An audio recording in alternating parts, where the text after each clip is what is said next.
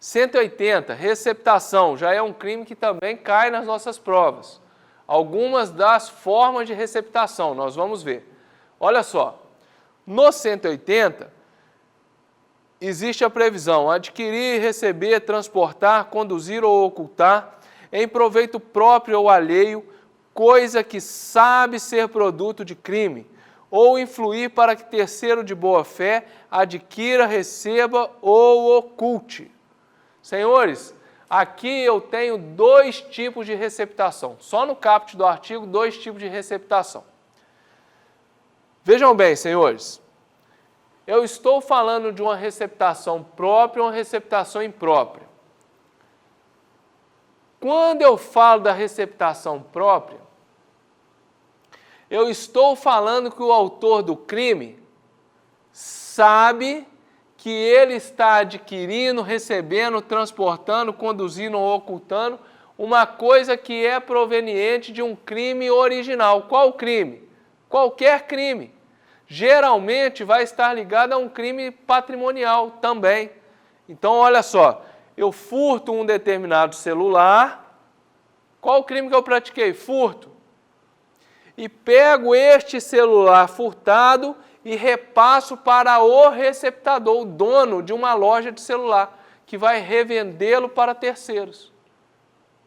O dono dessa loja de celular, ele mesmo sabendo que eu furtei aquele bem, ele me compra, ele adquire aquele bem para repassá-lo a terceiros. Ele cai na receptação própria, por quê? Porque ele sabe, ele tem conhecimento que aquele produto que ele está adquirindo é proveniente de outro crime, nesse caso de um crime de furto. E a segunda modalidade, ou influir para que terceiro de boa fé adquira, receba ou oculte, apesar do autor não estar praticando essa conduta da aquisição, do recebimento, da ocultação, ele está influindo para que um terceiro de boa fé pratique essa conduta. Então vejam bem, vou chegar para um amigo, eu receptador, então eu que respondo pelo crime, chego para um determinado amigo e falo assim: olha, eu tenho um conhecido que está vendendo uma televisão Smart TV, 49 polegadas, que na loja custa 5 mil, ele está com dificuldades financeiras e ele está repassando por 2 mil. Pode comprar, pessoa honesta, boa. Como eu estou falando com um amigo, ele acredita na minha situação. E até com boa fé, com intenção de ajudar, ele compra a televisão achando que ela está mais que legalizada. Então, este que compra é um terceiro de boa fé. Ele faz isso porque ele tem convicção que aquele produto que ele está adquirindo é perfeitamente legal. E ele está com o pensamento que aquele produto não é proveniente de um outro crime. E ele compra por quê? Porque eu o convenci. Quem pratica o crime? Eu que o convenci, porque eu sei que o produto é proveniente de outro crime, é proveniente de um furto anterior, e mesmo assim eu consigo convencer o outrem, o alguém, esse terceiro de boa fé, para adquirir aquele bem. Então, quem comete o crime não é quem adquiriu de boa fé, sou eu que influenciei esse terceiro de boa fé a adquirir. Vamos lá. Receptação qualificada. Adquirir, receber, transportar, conduzir, ocultar, ter em depósito, desmontar, montar, remontar, vender, expor à venda ou de qualquer forma utilizar em proveito próprio ou alheio no exercício de atividade comercial ou industrial, coisa que deve saber ser produto de crime. É receptação qualificada no parágrafo 1º, senhores, porque a atividade é comercial ou industrial. Então, aquele cidadão da loja de telefone celular que comprou o celular proveniente de um furto, por mais que ele vá alegar, não, eu não sabia que aquele cidadão tinha furtado esse celular. Mas no exercício da atividade comercial dele, pressupõe que ele compre produtos com nota fiscal. Pressupõe, então, que ele deve saber que a coisa é proveniente de crime. Deve saber por quê? Porque está atrelado à atividade comercial esse cuidado. Ele não pode sair comprando celular sem nota para fazer a revenda. Então, ele, quando o legislador coloca que ele deve saber, é quase que um dolo eventual. Se ele falar assim, eu não sabia, mas eu comprei um celular sem nota, porque aí ele está assumindo um risco de adquirir. Então, por isso que o legislador não coloca sabe, ele já estende isso aqui e coloca deve saber. Mesma coisa da atividade industrial, aonde para fabricar um determinado bem eu tenho que comprar peças. Olha, mas eu tenho que comprar peças lícitas. Eu não posso simplesmente ignorar, fingir que eu não estou vendo e sair comprando peça de forma ilícita, sem nota, não sei de onde que vem. Ou seja, se eu estou exercendo essa atividade, eu devo conhecer. Então é por isso que o dolo meu aqui é aquele dolo onde eu fecho os olhos e falo assim, dane-se, vou comprar qualquer produto, vou comprar o produto proveniente de crime. Então eu caio aqui, receptação qualificada. Parágrafo 2º.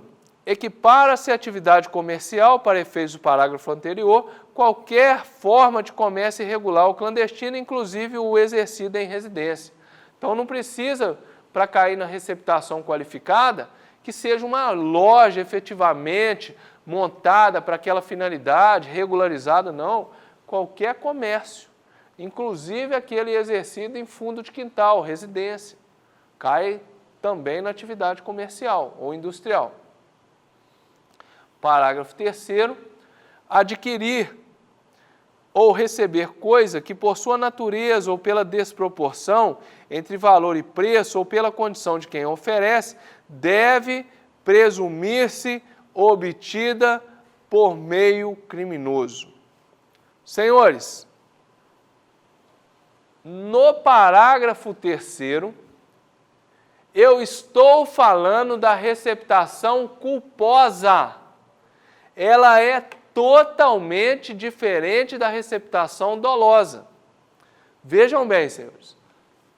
Adquirir ou receber coisa que por sua natureza ou pela desproporção entre valor ou preço, ou pela condição de quem oferece, deve presumir-se obtida por meio criminoso.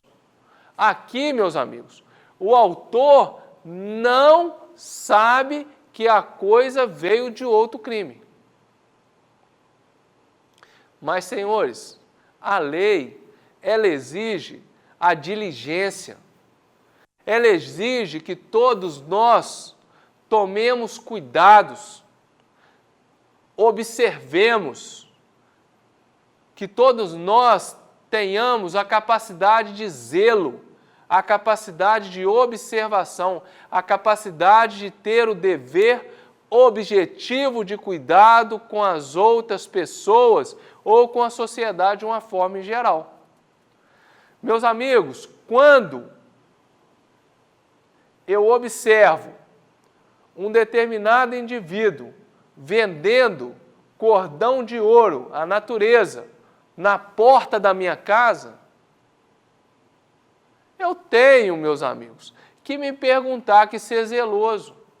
Será que isso é uma conduta normal? Eu vejo sempre pessoas vendendo brinco de diamante, anel de ouro, cordão de ouro na porta de residências. Isso é uma conduta anormal. Aquele material, por sua natureza, geralmente é vendido em joalheria. Então, para fazer a compra, eu deveria ser mais cauteloso, eu deveria tomar cuidado antes de comprar, saber a origem. Agora, se eu compro sem saber a origem, eu posso cair na receptação culposa. Porque eu deveria ser mais diligente. Então, eu deveria presumir que aquela coisa teria uma procedência criminosa. Ok? Outra coisa, desproporção entre o preço e valor. Alguém passa na porta da minha residência, ok? E me oferece um determinado celular. Mas aquele celular, não é? Um iPhone desses dos mais modernos, ele custa na loja 5, 6 mil. A pessoa está me vendendo por R$500. É muito desproporcional o valor com o produto. Então, eu deveria presumir que essa coisa, esse celular, foi obtido por meio criminoso. Porque aí sim, isso vai me forçar a fazer mais pesquisa, a ser mais diligente antes de comprar. Condição de quem a oferece. Passa uma pessoa, me oferece uma bicicleta na porta da minha residência, mas aquela bicicleta custa R$4.000 e aquela pessoa está maltrapilha, ok? Descalço. Pode ser que seja dele, posso comprar? Pode, mas você tem que ser diligente. Então, num primeiro momento, você deve presumir que a coisa é proveniente de meio criminoso, ok? Para justamente pesquisar melhor. Ó, cadê a nota fiscal dessa bicicleta?